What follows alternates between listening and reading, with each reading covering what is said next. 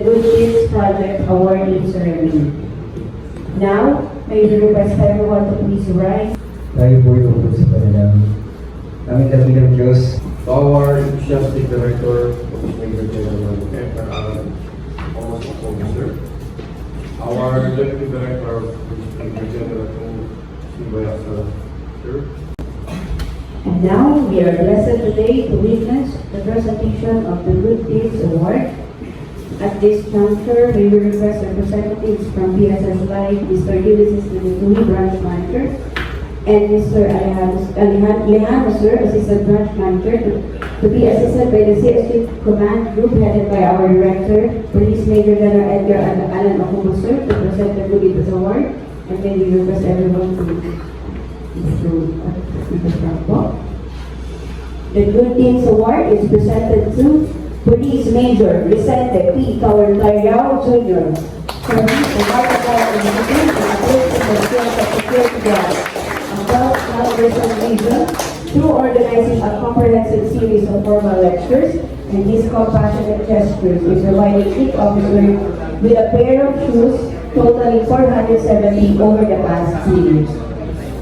Police Major Carriaro's actions embody a profound commitment which demonstrates both compassion and dedication to fostering a safer community in Calabarzon. You shall love your neighbor as yourself. Thank you for taking this service. Signed by the late Major General Lucas Manini, for the fellow retired Chairman PSS. Aside from the plaque, we will also receive 50,000 pesos as a reward. Congratulations, sir, for the photo of the we will request our awardee. Photo of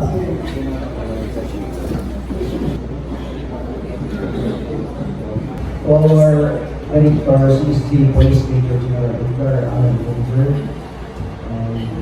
Deputy Director, Police Major General Sibayasa, Chief of Staff, Police Colonel Officer, Senior Officers and Advocacy and Junior Officers, PNCOs, and UPs, good morning. It is my honor and privilege to speak one time opportunity in front of you. Service, honor, justice is the philosophy of the Philippine National Police. These 300 words reverently dictate what we ought to be, what we can be, and what we will be. As we continue our journey as public servants to the community as police officers, becoming who we are depends solely on what we are to the people, to the community whom we want to serve. I feel bound to say that no police officer like me, just like you, just like us, could fail to be deeply moved of those acts committed by some of our comrades in others. This is evident even for today, reading our local newspapers, watching our television programs, or even listening to radio stations wherein uniformed men are among those on top of the list as news leaders, bombarded with issues concerning illegal activities, and among others which put the entire organization in shame. Our integrity, even our morality, are being questioned because of those acts not acceptable by the norms and standard of community, and that is who we serve. But let us not these issues divide us as a one-whole organization with a common cause, and that is to serve and protect. Let us not believe, nor despise our fellow men in the world. Instead, let us help one another and provide a hope for respect, for we are only human capable of it. This may sound alarming, but I refuse to think that the organization, the PNP organization per se, can never redeem what has been lost. Certainly, this is a far cry, but with the programs being laid by the government for the reforms, especially the performance governance system, the internal cleansing, the offline TOCA, the offline Volbari, the PNP can make it. It must be positive for the reform. It must be united giving to a more capable and reliable PNP service. I firmly believe that police commission officers and non-commission officers who are with me today are distinct in void, that their public servant expected to perform without biases and preference as to whom we will serve, and responds to the needs and wants to the people they express, ever willing to dispense justice to everyone, whatever is due to the people without discrimination.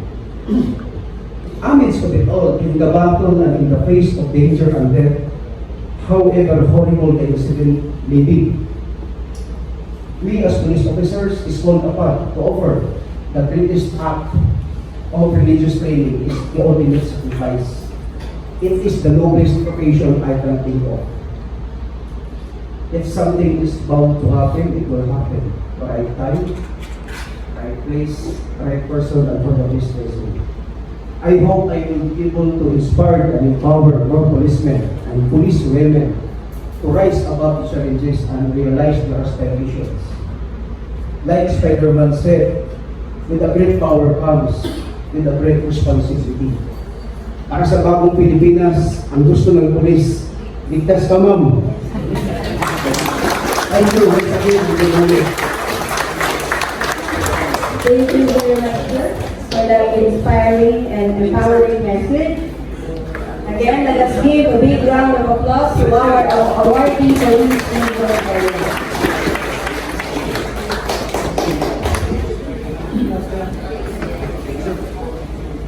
At this point, ladies and gentlemen, may we hear a message from our Director, Police Major General Edgar Alan Sacobuso.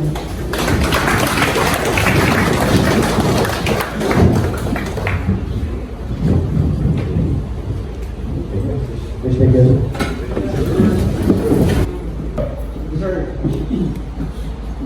Uy, si Major Talia, wala siya sa program ng mag-message. Kasi sinabi ko sa kanya, pwede ka ba mag-message ng 1 minute, 2 minutes? Yes, sir. Mukhang prepared si Mr. Talia. Mukhang pwede na mag-pay off. Very nice. Other officers, the NCOs, and UPs, ladies and gentlemen, good morning, sirs and ma'am. Foremost, we would like to thank the Fish Line for acknowledging our personnel, the PNP personnel, not only CFG, but also other officers, and the good deeds that we're making. Officers at the regional levels and provincial levels, one of which, as epitomized by Major Taliao, having made his good deeds in RCHP 40, delivering our best services to the community, stakeholders, clients every day.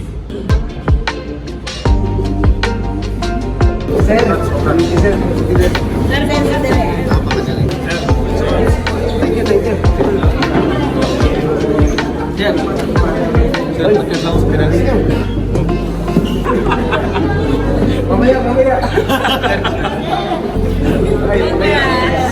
Mamaya, sa alamin ko.